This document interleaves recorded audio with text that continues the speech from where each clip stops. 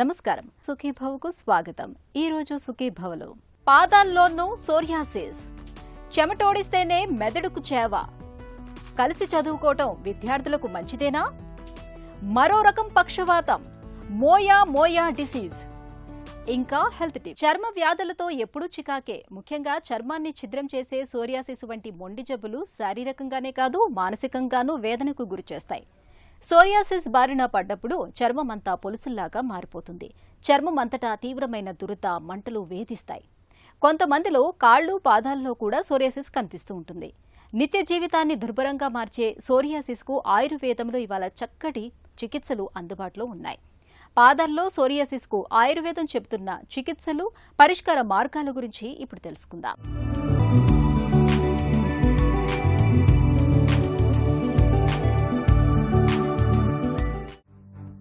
Psoriasis చర్మానికి సంబంధించిన మహా మొండి జబ్బు. దీన్నే పొలుసుల వ్యాధి అని కూడా పిలుస్తారు.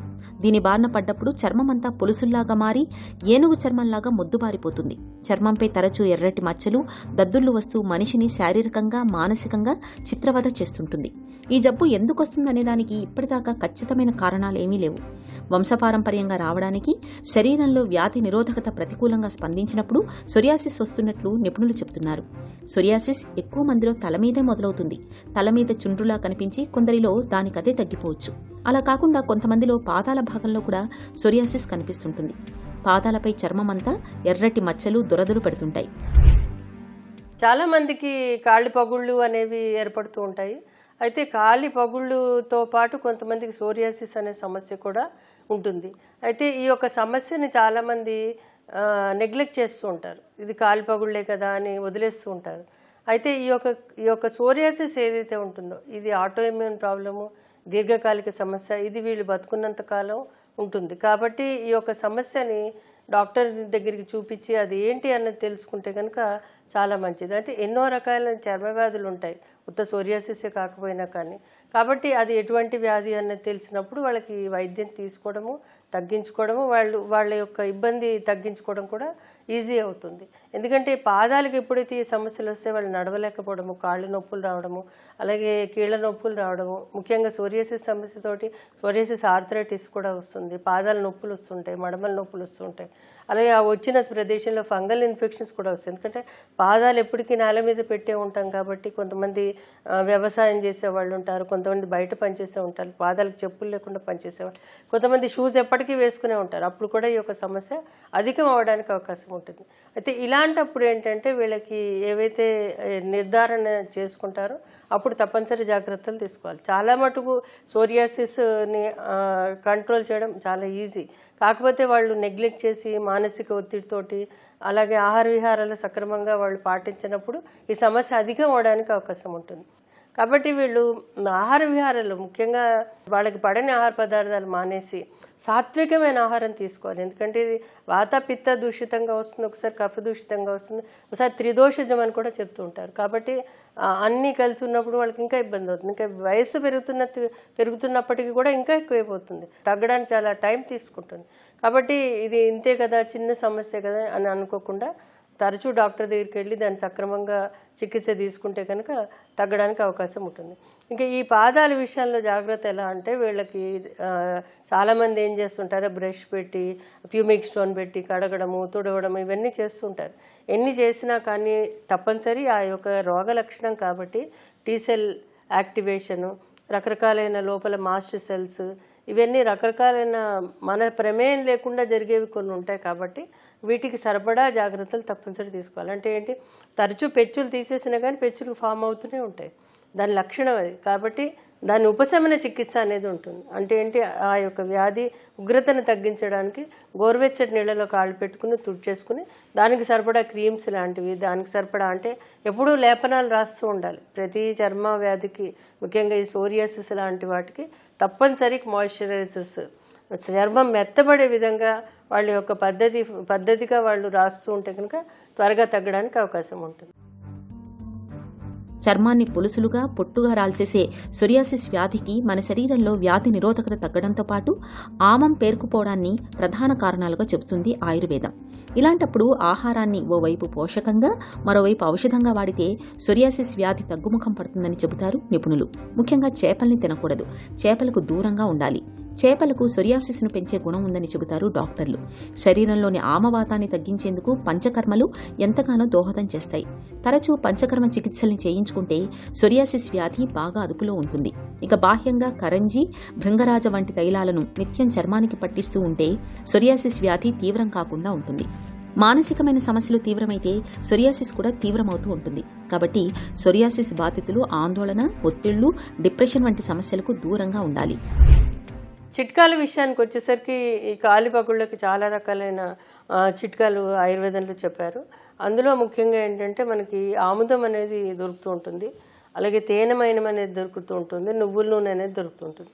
అయితే ఆముదం 1 చెంచాడు వేసి, అలాగే 2 చెంచాలు నువ్వుల నూనె, అలాగే తేనెమైనం 4 చెంచాలు వేసి దీనంతా మిశ్రమాన్ని గోరువెచ్చగా చేసి దాన్ని కాలి పగుళ్ళున్న చోట రాత్రి పడుకునేటప్పుడు రాసుకుని పడుకుంటే కనుక అది త్వరగా తగ్గడానికి అవకాశం ఉంటుంది. ఇది కాకుండా ఏంటంటే కానుగ నూనె అనేది మనకి బయట దొరుకుతూ ఉంటుంది. ఇది కానుగ నూనెలో ఏంటంటే చర్మ వ్యాధులు తగ్గించే గుణం ఉంటుంది.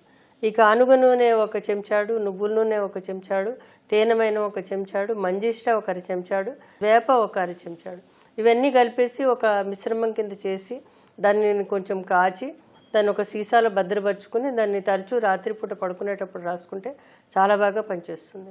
ఇది కాకుండా ఏంటంటే బావంచాలు దొరుకుతాయి, బావించాలతో చేసిన నూనె దొరుకుతుంది. ఆ నూనె 1 చెంచాడు, అలాగే కానుగ నూనె 1 చెంచాడు, నువ్వుల నూనె 1 చెంచాడు ఇవి 3 కలిపి మిశ్రమాన్ని కాళ్ళకి రాస్తూ ఉంటే కూడా చాలా బాగా పనిచేస్తుంది. నోటి ద్వారా వాడే చిట్కాల విషయాల్లో మనకి నన్నారి దొరుకుతుంటుంది, నన్నారి కూడా తీసుకోవచ్చు, అది కూడా చర్మానికి చాలా మంచిది. ఇది కాకుండా చెండ్ర దొరుకుతుంది, చెండ్ర చెక్క. ఆ చెండ్ర చెక్కని కషాయంగా కాచి ఆ కషాయంని పొద్దున సాయంత్రం తీసుకుంటే చాలా బాగా పనిచేస్తుంది. ఇది కాకుండా శ్రీగంధము అంటాం, శ్రీగంధంతో పాటు వట్టివేళ్ళు ఈ 2 సమానంగా తీసుకుని వీటిని కషాయంగా కాచి ఈ కషాయం పొద్దున్న 30 ml, రాత్రి 30 ml సుమారు 30-40 రోజులు తీసుకుంటే కనుక చాలా త్వరగా తగ్గుతుంది. చికిత్స విషయానికి వచ్చేసరికి ఆయుర్వేదంలో చాలా రకాలైన ఔషధాలు ఈ యొక్క సోరియాసిస్ వ్యాధికి చెప్పడం జరిగింది. ఎటువంటి సోరియాసిస్కైనా అదే లక్షణాలు ఉంటాయి కాబట్టి ఈ పాదాలకు జాగ్రత్తలు తీసుకుంటూ ఈ మందులు తప్పనిసరి వాడుకోవాలి. ముఖ్యంగా ఇందులో గుగ్గులు యోగాలు అనేవి ఉంటాయి. అందులో తిక్తక ఘృతం అనేసి, పంచతిక్తకం అని, అలాగే వేపతో చేసిన కషాయాలు, వేపతో చేసిన పాదాలు, పంచనింబ చూర్ణం అని, ఖదీర అరిష్ట అని, ఖదీర గుటికలని రకరకాలైన ఔషధాలు ఉంటాయి. ఇవన్నీ కూడా చేదుగల ద్రవ్యాలు, అలాగే పిత్తాన్ని తగ్గించేవి, వాతాన్ని తగ్గించేవి, కఫాన్ని తగ్గించేవిగా కొన్ని రకాలు ఉంటాయి. ముఖ్యంగా గుగ్గులు యోగాలు చాలా బాగా పనిచేస్తాయి. వీటిని రసాయన చికిత్స అని కూడా చెప్తూ ఉంటారు. వీటిని ఇవ్వడం ద్వారా వీళ్ళ శరీరంలో ఈ యొక్క ఇమ్యూన్ మాడ్యులేషన్ అనేది జరుగుతుంది.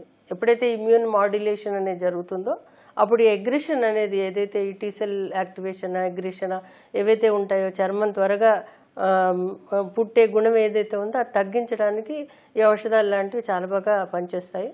దీనిని పద్ధతిగా వాడుకుంటే కానీ చాలా త్వరగా కంట్రోల్ చేసుకుని ఆరోగ్యంగా ఉంటారు. చర్మాన్ని పొలుసులుగా మార్చి పొట్టుగా రాల్చే సొరియాసిస్ ఒక పట్టానమానే జబ్బు కాదు. చికిత్స తీసుకుంటున్నప్పటికీ తగ్గుతూ తిరిగి వస్తూ తెగ ఇబ్బంది పెడుతుంటుంది. ముఖ్యంగా చలి వాతావరణంలో సొరియాసిస్ జబ్బు మరింత ఉధృతమవుతుంటుంది.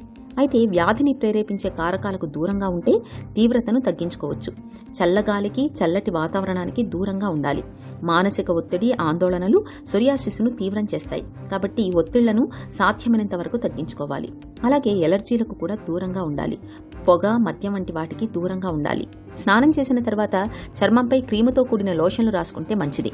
మానసిక సమస్యలు, గుండె జబ్బులు, కీళ్లవాతం, మలేరియా చికిత్సకు ఉపయోగించే కొన్ని మందులతో సొరియాసిస్ తీవ్రత పెరిగే అవకాశం ఉంది. కాబట్టి ఏవైనా మందులు వాడుతున్నప్పుడు జబ్బు ఎక్కువగా ఇబ్బంది పెడుతుంటే ఆ విషయాన్ని వెంటనే డాక్టర్కి చెప్పాలి. ఇలా అన్ని రకాలుగా తగిన జాగ్రత్తలు తీసుకోవడం ద్వారా సొరియాసిస్ జబ్బును చక్కగా అదుపులో ఉంచు. హెల్త్ న్యూస్ మీకోసం.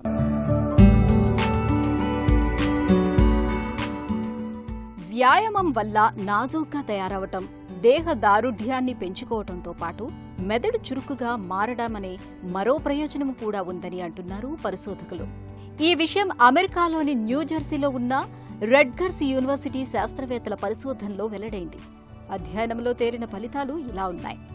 మెదడులో ఇన్సులిన్కు స్పందించే ప్రత్యేక కణాలను వ్యాయామం అనేది చురుకుగా మారుస్తుంది. ఇన్సులిన్ అనేది రక్తంలో చక్కెర స్థాయిని నియంత్రించడమే కాదు, జ్ఞాపక శక్తి, దృష్టి, గణన, నేర్చుకునే సామర్థ్యాల్ని మెరుగుపరుస్తుంది. మెదడును ఆరోగ్యంగా ఉంచడంలో కీలక పాత్ర పోషిస్తుంది. ఇన్సులిన్ సరిపడా లభించకపోతే మెదడు కణాలు బలహీనమవుతాయి. ఇది అల్జీమర్స్ వంటి మతిమరుపు వ్యాధులకు దారితీస్తుంది. రక్తంలో చక్కెర స్థాయి ఎక్కువగా ఉంటే జ్ఞాపక శక్తి, నేర్చుకునే సామర్థ్యంపై ప్రతికూల ప్రభావం చూపుతుందని అధ్యయనాలు నిరూపించాయి. తరచూ వ్యాయామముతో మతిమరుపు వంటివి రాకుండా కాపాడే అవకాశాలు ఉంటాయి. ఇన్సులిన్ను మరింత సమర్థంగా పనిచేసేలా చూడటం ద్వారా మెదడు కణాలు దెబ్బతినడాన్ని అడ్డుకోవచ్చు. పరిశోధనలో గమనించినప్పుడు వ్యాయామం తర్వాత మెదడులో చిన్న కణాలు ఇన్సులిన్ను ప్రభావితం చేసే ప్రోటీన్లను ఎక్కువగా విడుదల చేశాయి. యాక్ట్ అనే ముఖ్య ప్రోటీన్ స్థాయి పెరిగింది. ఇది మెదడు ఇన్సులిన్ను మరింత సమర్థంగా ఉపయోగించుకునేలా ఇన్సులిన్ సెన్సిటివిటీని మారుస్తుంది.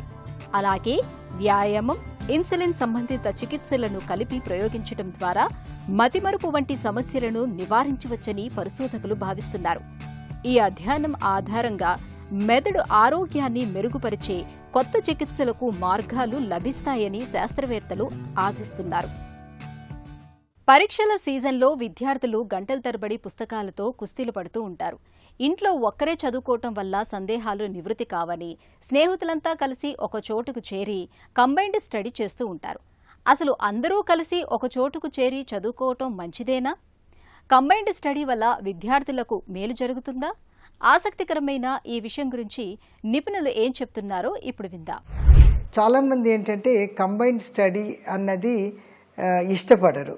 ఎందుకంటే ఒక్కొక్కళ్ళ స్పీడ్ ఒక్కొక్కలాగా ఉంటుంది. కొంతమంది చదవగానే క్విక్గా గ్రాస్ప్ చేసుకుంటారు, కొంతమంది కొంచెం టైం తీసుకుంటారు, కొంతమంది చాలా టైం తీసుకుంటారు.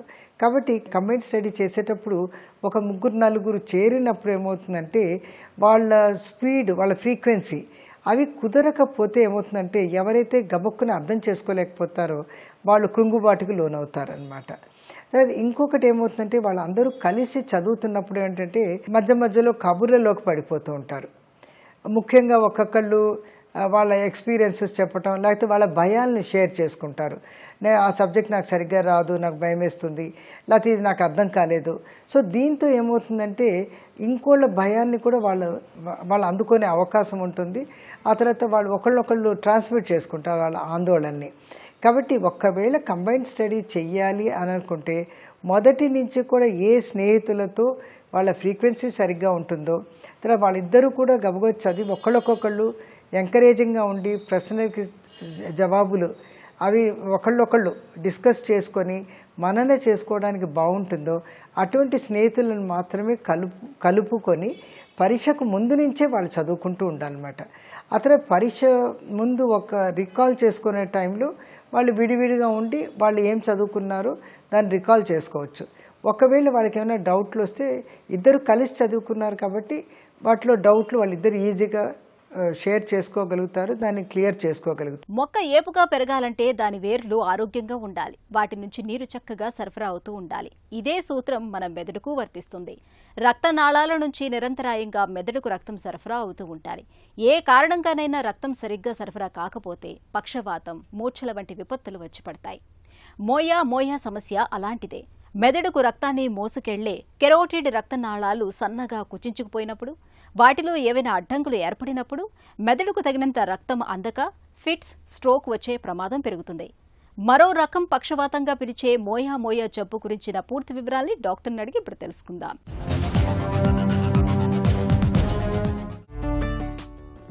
మోయా డిసీజ్ అంటే ఏంటి? ఇందులో ఏం జరుగుతుంది? మోయా డిసీజ్ మెదడు రక్తనాళాలకు సంబంధించిన జబ్బు. మెదడులో చాలా రక్తనాళాలు ఉంటాయి. హార్ట్ నుంచి, గుండె నుంచి పైకి మెడ ద్వారా రక్తనాళాలు మెదడుకు చేరుకుంటాయి. మెదడు లోపల ఉన్న ఈ రక్తనాళాలు వాటంతట అవే ప్రొలిఫరేట్ అవ్వడం వల్ల రక్తనాళాల్లో మనకి లేయర్స్ ఉంటాయి. రక్తనాళంలో మజిల్ ఉంటుంది, ఎండోథీలియం ఉంటుంది, ఇంకా చాలా లేయర్స్ ఉంటాయి. వీటిలో వాటంతటవే కణాలు పెరుగుతూ పోవడం వల్ల రక్తనాళాలకు ఏదైతే ల్యూమన్ అంటామో రక్తనాళాల లోపల ఉండే ఖాళీ భాగం దేని నుంచి అయితే రక్త ప్రవాహం వెళ్తుందో ఆ భాగం మూసుకుపోవడం జరుగుతుంది. ఈ భాగం మూసుకుపోవడం వల్ల రక్తం వెళ్తూ రక్తం గడ్డగట్టిపోవడం లేకపోతే కంప్లీట్గా మూసుకుపోవడం వల్ల ప్రాబ్లమ్స్ వస్తాయి. దీంతో పాటు ఇది కొన్ని సంవత్సరాల పొడవునా జరుగుతూ వెళ్తూ ఉంటుంది కాబట్టి కొత్త రక్తనాళాలు వాటంతటవే కొత్తవి రావడం లేకపోతే పాతవి ఓపెన్ అవ్వడం జరగడం ఉంటుంది. వీటి వల్ల కూడా ప్రాబ్లం వస్తుంది. ఆబ్వియస్లీ బ్రెయిన్కి రక్తం అందకపోతే, ఆక్సిజన్ అందకపోతే బ్రెయిన్ ఏ భాగంలో రక్తం అందట్లేదు, ఆక్సిజన్ అందట్లేదు అని ప్లేస్ ఉన్నదో ఆ ఏరియాకి సంబంధించి ఇస్కీమియా, స్ట్రోక్స్ రావచ్చు. స్ట్రోక్ ఎలాగైనా కనపడవచ్చు. పక్షవాతం కానీ లేకపోతే మాట తేడా రావడం కానీ, మూతి సొట్టపోవడం, మాట నత్తిపోవడం, రకరకాల సిమ్టమ్స్ కనపడతాయి. మోయా డిసీజ్ ఎందుకు వస్తుంది? ముప్పు ఎవరికి ఎక్కువ? ఎందువల్ల వస్తుంది అంటే జన్యుపరంగా వీళ్ళలో తేడా ఉంటుంది. ఒక జీన్ కొన్ని ఫ్యామిలీస్లో ఇలా మోయా కనపడుతున్నప్పుడు, ఎస్పెషల్లీ జపనీస్ పాపులేషన్లో చూసినప్పుడు కొంత రీసెర్చ్ ద్వారా జెనెటిక్ ససెప్టబిలిటీ అంటే జన్యువులో తేడా ఉంది అనేది స్పష్టంగా కనపడింది. దీంతో పాటు కొంతమంది ఆటోఇమ్యూన్ బేసిస్ ఉందని చెప్తారు, కొంతమంది ఎన్వైరన్మెంట్ పరిసరాల వల్ల తేడా, అది కూడా ఈ జన్యుపరంగా తేడా ఉన్న వాళ్ళలో యాడ్ అవ్వడం వల్ల మోయా స్పష్టంగా సిమ్టమ్స్తో పాటు ఈ ఏవైతే రక్తనాళాల్లో మనకి కనబడుతున్నాయో ఆ తేడాలతో పాటు పేషెంట్స్ మన దగ్గరికి వస్తారు. ఎవరికి రావచ్చు అంటే రేస్ వరకు చూసుకుంటే east Asia, especially Japanese population, కానీ ఇండియాలో కూడా కనబడుతుంది. ఈస్ట్ ఏషియాలో ఈ కంట్రీస్లో బాగా చూసే జబ్బు, చాలా రేర్గానే కనబడుతుందండి. కాకపోతే అక్రాస్ ద వరల్డ్ మొత్తం గ్లోబ్ అంతా చూసుకుంటే మన వైపు ఎక్కువ. అండ్ ఫీమేల్ టు మేల్ చూసుకుంటే ఆడవాళ్లలో కొంచెం ఎక్కువగానే కనబడుతుంది. చిన్నవాళ్లలో ఒక పీక్లో కనపడవచ్చు, అంటే అరౌండ్ 5 ఏళ్ల పిల్లలు ఉన్నప్పుడు కనపడవచ్చు, లేదంటే పెద్దవాళ్లలో కూడా కనపడవచ్చు. మోయా డిసీజ్ను ఎలా అనుమానించాలి? పేషెంట్ మనకు వచ్చి చెప్తారు, మాట తేడా వచ్చిందమ్మా, 1 గంటలో మొత్తం తగ్గిపోయింది, తో దీన్ని టీఐఏ అంటాం. సో టీఐఏ లాగా కూడా రావచ్చు. దీంతోపాటు తలనొప్పులు, కంటిన్యూస్గా తలనొప్పులు వస్తూ ఉంటాయి, కొంతమందికి ఫిట్స్ వస్తూ ఉంటాయి, కొంతమందికి వయసు పెరిగే కొద్దీ కాగ్నిషన్ అంటే తెలివితేటలు కానీ, వాళ్ళు పనిచేసే తీరు కానీ, ప్రవర్తన కానీ అన్నీ మారుతూ వస్తాయి. మెమరీ డిస్టర్బెన్సెస్ కూడా కనపడవచ్చు. ఇవన్నీ కాకుండా రక్తనాళాలు కొత్త వచ్చినవి ఏవైతే ఉన్నాయో అవి నార్మల్గా రక్తనాళాలాగా ఫామ్ అవ్వవు. ఇవి చాలా ఫ్రజైల్గా ఉంటాయి. ఫ్రజైల్గా అంటే సన్నగా ఉంటుంది. రక్తనాళానికి ఏదైతే వాల్ ఉంటుందో ఇది చాలా సన్నగా వస్తుంది. సన్నగా రావడం వల్ల ఇవి చాలా వీక్గా ఉంటాయి. వీక్ ఉండడం వల్ల ఎప్పుడైతే రక్తం ప్రవాహం జరుగుతూ ఉంటుందో ఆ టైంలో కొన్నిసార్లు ఈ రక్తనాళాలు ఓపెన్ అయిపోయి రప్చర్ అయిపోవచ్చు. రప్చర్ అంటే పగిలిపోవచ్చు. పగిలిపోతున్నప్పుడు రక్తస్రావం కూడా జరుగుతుంది. దీనిలో చిన్నపిల్లలకి ఒక రకంగా కనబడుతుంది, పెద్దవాళ్ళకి ఒక రకంగా కనబడుతుంది. చిన్నపిల్లలకి ఈ మూసుకుపోవడం వల్ల సమస్యలు ఎక్కువగా కనబడతాయి. అంటే చిన్నపిల్లల్లో స్ట్రోక్స్ కనపడే అవకాశం ఉంది. వయసు పెరిగే కొద్దీ పెద్దవాళ్ళకి స్ట్రోక్స్ రావచ్చు, అంటే రక్తం సరఫరా అందక రావచ్చు, లేకపోతే రక్తనాళాలు ఏవైతే కొత్తగా అబ్నార్మల్గా ఫామ్ అయ్యాయో అవి పగిలిపోవడం వల్ల రక్తస్రావంతో కూడా పెద్దవాళ్ళు మనకి ప్రెజెంట్ అవుతారు. మోయా డిసీజ్ ప్రమాదకరమా? తరచూ స్ట్రోక్స్ వస్తూ ఉంటాయి. అంటే బ్రెయిన్లో రక్తం అందక పక్షవాతం లాంటివి వస్తూ ఉంటాయి, లేకపోతే టీఐఏ, స్ట్రోక్ ముందు వచ్చే అలార్మింగ్ సిమ్టమ్స్ కనబడుతూ ఉంటాయి. ఇవి కాకపోతే హెడేక్, ఫిట్స్, లేకపోతే కాగ్నిటివ్ డిక్లైన్, ఇవన్నీ కనపడుతూ ఉంటాయి. సో ఒక రకంగా ట్రీట్మెంట్ లేకుండా డెఫినెట్గా ప్రమాదకరమే. మోయా డిసీజ్ను ఎలా నిర్ధారించుకుంటారు? ఈ డిజీజ్ని ఎలా గుర్తిస్తారు అంటే అన్నింటికంటే మనకి ఫస్ట్ స్ట్రోక్ వచ్చింది చిన్నపిల్లల్లో కానీ పెద్దవాళ్లలో కానీ బయట అనుకుంటూ ఉంటారు, సిటీ స్కాన్ సరిపోతుంది, సిటీ స్కాన్ చేస్తే అంతా సరిపోతుంది, సిటీ స్కాన్లో కనపడిపోతుంది, సిటీ తర్వాత ఎంఆర్ఐ ఎందుకు, ఎంఆర్ఐలో సౌండ్స్ వస్తాయి, ఎంఆర్ఐలో పడుకోవడం కష్టం, ఇవన్నీ ఆలోచిస్తూ ఉంటారు. ఎంఆర్ఐ ఫస్ట్ థింగ్ రేడియేషన్ కాదు, అయస్కాంత శక్తి, మ్యాగ్నెటిక్ ఫీల్డ్, దానివల్ల మీకు వచ్చే ప్రాబ్లమ్స్ ఉండవు. At the same time MRI జరుగుతున్నప్పుడు మాకు రకరకాల సైన్స్ కనబడతాయి. దానిలో ఏ సెక్షన్స్లో సిటీ కంటే డెఫినెట్గా రిజల్యూషన్ ఎంఆర్ఐకి ఎక్కువ, అంటే బాగా కనపడతాయి. ఏ ఏరియాస్లో తేడా ఉందో కనబడుతుంది. ఏ రక్తనాళాలు తేడా ఉన్నా కానీ కొన్ని సైన్స్ మోయా డిసీజ్లో కొన్ని సైన్సే కనబడతాయి. అండ్ స్ట్రోక్ వచ్చిన తర్వాత ఖచ్చితంగా ఒక యాంజియో చేస్తాం.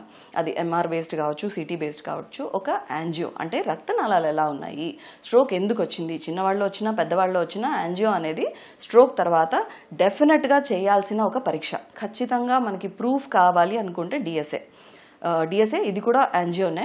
కాకపోతే మీకు హార్ట్కి కొరోనరీ యాంజియో ఎలా చేస్తామో డిఎస్ఏ మేము అలాగే చేస్తాం. 4 వెజల్స్కి చేస్తాం. ముందు 2 ఉంటాయి, వెనకాల 2 ఉంటాయి. దాని తర్వాత పైన మొత్తం ట్రేస్ చేస్తాం. పైకి మెదడు లోపల రక్తనాళాలు ఎలా ఉన్నాయో కూడా చూసుకుంటాం. At the same time external carotid సర్క్యులేషన్కి కూడా ఎక్స్ట్రా చేయాల్సి వస్తుంది మోయాలో. ఇవన్నీ చూసుకున్న తర్వాత ఈ రక్తనాళాల్లో ఎక్కడ బ్లాక్స్ ఉన్నాయో దాన్ని బట్టి పఫ్ ఆఫ్ స్మోక్ అంటాం.